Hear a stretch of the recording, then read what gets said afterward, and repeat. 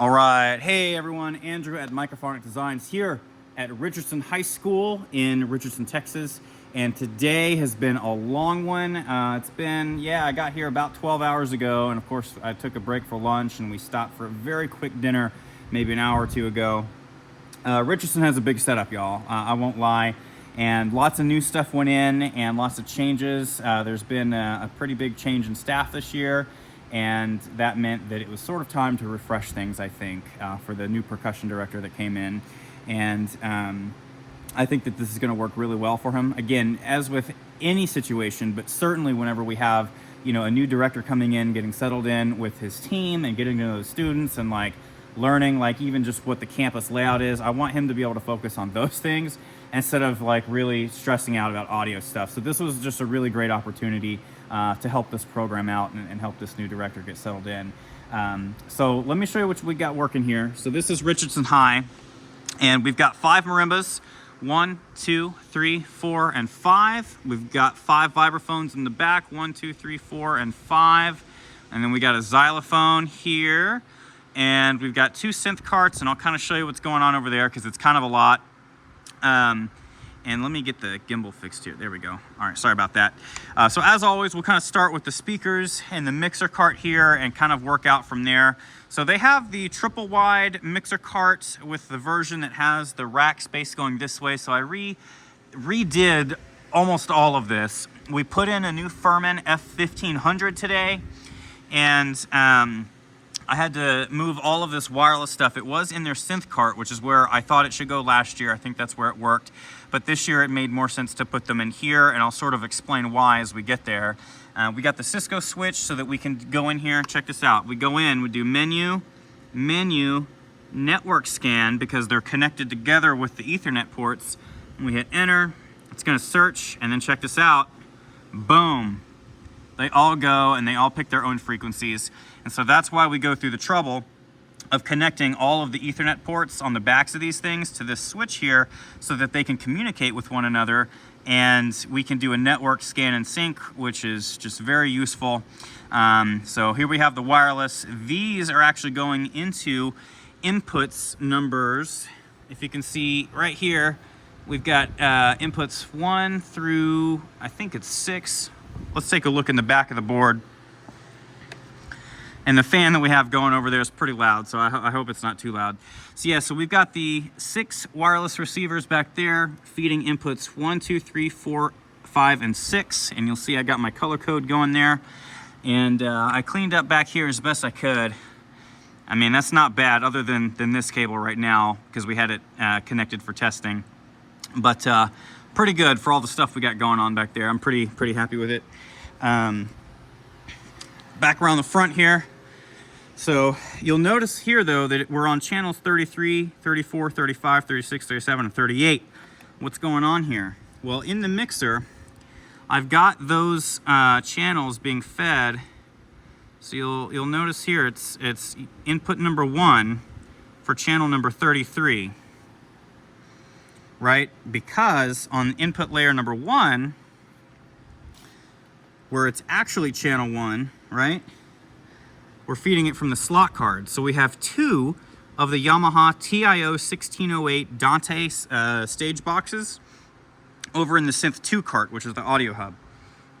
So basically what we have is these first 32 channels are being fed from the stage boxes in the Synth cart.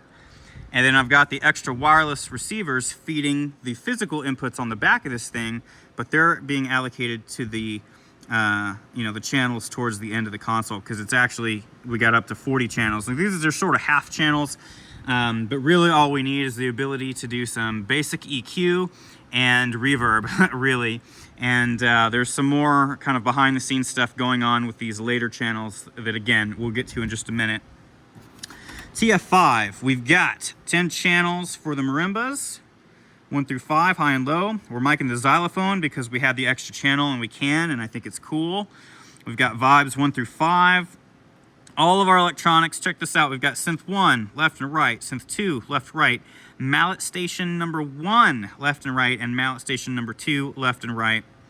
We've got a Cubase mix because you guessed it, this is very similar to the JB Alexander setup where we're going to be doing some auxiliary bus mixes and sends to do special effects in the laptop. So we have a stereo left-right return from the special effects section. We've got 5 stage microphones that are going to connect to the stage boxes. And then of course we've already looked over here. We've got our 6 channels of wireless QLXD units, 1, 2, 3, 4, 5, and 6. So that's what's good. That's what we have going on in the mixer. Output section is one of my AOP active output panels. I'm pretty upset that the Proco combo cables are still not delivered. I've had theirs on order for months, and Proco's taken a while to get them. So today I was just using some extra cables to test. And check this out, y'all. Look what they got. They got the good stuff. They got those DRM 12As and the DRM 18Ss, and they got, you know, 2 stacks of them. And again, this was another situation where I was very fortunate that I was able to help this school purchase this equipment, except for the subwoofers, which was sort of a special exception because of backorder stuff. But I got them set up with the carts and the line arrays and all that good stuff. And these speakers just look good, y'all. They sound good. They look good. I love these DRM speakers. I'm hoping to get everybody set up with them. So that's what they have rocking here. And we're gonna make sure we get some ratchet straps on those here real soon. And this is what I got going on in the back, real simple stuff. We're just gonna have to make sure that when they get the combo cables, we get those put on securely. So that's what's going on up front. Let's take a look at the synth cart, and then we'll take a look at the cabling. Because if y'all have checked out some of the other videos, y'all know I'm real consistent with the cabling. And this setup is very similar to, I wanna say the Granbury setup, but we'll take a look at the cabling here in just a minute. In the synth cart, things get a little crazy because their program coordinator, my good friend Kent Summer, wants things set up a certain way. Let me turn this fan off. So check out, so this is the main synth hub. We got the Mac Mini up here. We got like a power strip that's connected to the new Furman F1500, and we had to actually get them set up with an R4 extra rack units from Pageantry Innovations because this thing is so deep it doesn't fit in the synth cart, so we had to put it sideways. But it's a massive battery. It's got plenty of juice. I can help you purchase one of those if you'd like. In fact, they got this one and the Furman F1500 in the mixer cart for me as well, which I'm very thankful to have earned their business. We've got Scarlett 18i20. Here in this empty slot, we're going to be adding an ADAT preamp, so probably the PreSonus 8 Pre-X or something like that. Something because we need extra inputs going into the Scarlett, and so I think this is going to be the move here is to use an ADAT cable. And then we've got our 2 TO boxes here. And so essentially what these boxes are doing, if you're not familiar, it's basically like taking the input section, it's like taking the connectors on the back of the Yamaha. So if we zoom in, it's like taking the connectors from the back of the mixer, those right there. It's like taking that stuff out of the mixer and simply putting it in the synth cart. So that's what this does. We've got 3 modular snakes. So the red modular snake here goes to the marimbas, which is just over there. I'll show you where it goes. The white modular snake here is the xylophone, the vibraphones, and marimba 5. So that's here, and that connects to this second row down here. And then we've got a 3rd blue modular snake that's going to go, like if you imagine, that's going to go all the way over to a set of stage microphones that we have color-coded. Y'all know the color code scheme, red, white, blue, yellow, green, and orange would be next. So they've got their microphones allocated for the soloist stage or the small ensemble stage, and we've got the cables here to go from those microphones to this snake. And then this snake is going to go from that general stage area, wherever it is, because I'm not sure where it is, to our input box here. And there we go. So there's our 3 mod snakes. And now's a good time, since we're kind of talking about it, to look at the cabling. So basically what we have, y'all know me, I keep it consistent. You've seen me do this type of layout before, where we have marimbas 1, 2, 3, and 4 all converging to the mod snake here. And look at that block. I had to do it weird because this is like an older Adams frame, I guess. And so I had to do the breakout cable a little different than normal, but that's on there, y'all. Like I'm shaking the whole keyboard. That's not going anywhere, so you don't have to worry about that falling off. Look at that clean cabling. Y'all know how I keep it. Boom. Just kind of showing off that cabling. I work hard at it to try and keep it as clean as I can. And so these cables come in, they meet there. Marimbas 3 and 4, their cables come this way. Again, keeping that cabling as clean as I can all the way along. There it connects. So the maximum number of connections for any one student is 4, which is pretty good. Over here, marimba 5, I've assigned the color code orange. Now these cables come this way towards the high end, and we have a set of jumper cables. Yes, I know it's the zip tie method again. I have not been able to resupply. On the videos, I'm releasing these kind of slow, one at a time, but like when I'm doing these setups, y'all, it's been back to back to back recently. So anyhow, it connects here to Vibe 3, which is where this mod snake is. So I did the same strategy with the breakout cable, just 2 blocks on the top and the side, and again, they're not going anywhere. And I ran the orange here up to the front so that this marimba player is able to easily just boom, lean back, step back, and connect their cables. Vibes 4 and 5 over here come this way. Their cables come along, going towards the inside here, and boom, it meets Vibe 3 here, so they connect there. And over this way, we've got the xylophone right there, connecting over to Vibe 1 here, which is like an old muster frame. And so I ran the cabling along kind of this top rail here so that it wouldn't be dangling on the ground over that way. And then, those two meet up here on Vibe 3. What is this? No, this is Vibe 2, I'm sorry. Comes along this way. And so see here, there's 3 connectors. So again, over on marimba, in the middle of the marimbas is where the most number of connections is for any one student. And there's just a bunch of cable management going on there. And so those mod snakes connect back over to the synth cart, which we kind of took a look at. Now in the synth cart, this is where things get a little wild. So the entire like electronics section over here is gonna be a lot, but I think they can do it because we've got good infrastructure here.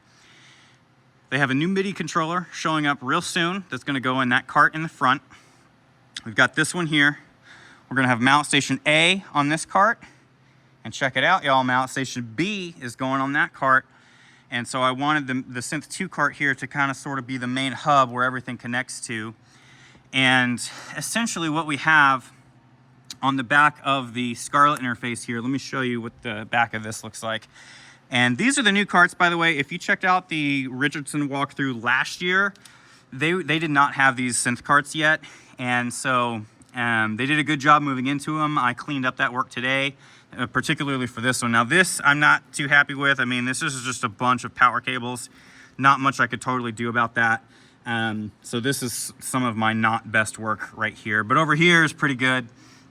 So we've got 6 cables going to the inputs of the Scarlett interface. Right now we have 4 pairs of outputs coming from the Scarlett interface, but, excuse me, we need to add some cables to their setup so that we can make use of outputs 9 and 10 over here. So essentially what we have on the output of the Scarlett, if I could get this USB cable out the way, the red pair is synth 1 left and right, the white pair is synth 2 left and right, the blue pair right here is mallet station A left and right. The yellow pair is mallet station B left and right. And we're going to have a green pair that's going to be the Cubase special effect mix. It's essentially the mix down, the left and right output for all of the special effects that we're able to basically put on any of the soloist microphones. So that's what we got going on back there. And the reason that we need an additional inputs on the Scarlett bot, or for the Scarlett, is because we've got 6 outputs here from the mixer. So these are not going to the speakers. These are not monitor sends. Basically, what we have here are outputs for the wireless microphones. We've got the QLXD 1, 2, 3, 4, 5, and 6. So these are all feeds from each individual wireless mic. And then the plan is, once we get the additional inputs for the Scarlett, to have 1, 2, and then 3, 4, and 5 additional outputs from the mixer to go into the input of the Focusrite. So that's basically stage mic number 1, stage mic number 2, and then 3, 4, and 5. So the program coordinator, show designer, wanted the ability to have different special effects within the computer for each individual soloist mic that's on the field, and that's 11. So I had to set up 11, or we're going to finish setting up 11 auxiliary sends from the mixer into Cubase. And so in Cubase here, you'll see, I hope the glare's not too bad, we've got synth 1, 2, mallet station 1 and 2, so these are all routed correctly. These top 4 are our virtual instruments that are our like synth setups, and so those tracks are what our actual controllers are going to be connected to. And then we've got trumpet 1, trumpet 2, French horn 1 and 2, trombone 1 and 2, and then the wired instruments from the stage. So all of those are going to have different special effects, and we can feed each individual track here from these individual outputs. So again, this is like the JB Alexander setup from last year, but even more. But I think I've done it in a way. Now, the reason that I moved the wireless units into the mixer cart instead of having them in the synth cart is because if something happens with the laptop and it goes down and it glitches out and it's just not working, well, what I've set up for them is an emergency scene. So basically their primary show is going to be here. So we got their 2024 template in, if I could hit the button, come on. All right, so I've got the 2024 template in the scene A bank, but if something goes wrong, and again, the computer goes down and they still need to get soloists through the speakers, they can hit the E button for emergency, and check this out. It goes into the emergency scene, and then they push up whatever soloist they need, and they will get the soloist with reverb from the mixer instead of the laptop. So we have a contingency plan in place so that if something happens out there and we're just not getting any soloists or any mics or whatever, then we'll still at least get those wireless soloists. And as long as the TIO boxes are connected with EtherCon, we will get the stage mics and all of the marimba mics and stuff coming through. So really that's just if something happens to the computer, I've got that contingency in place. So anyhow, y'all, a lot going on here, lots of back and forth between the mixer and Cubase and all of this. But I hope you've enjoyed the setup here. Let me know if you've got questions. Let me know if you would enjoy getting some help acquiring any new gear as well. I can help with that, and I would certainly love to earn your business as well. So until next time, y'all, take care, take it easy. Peace.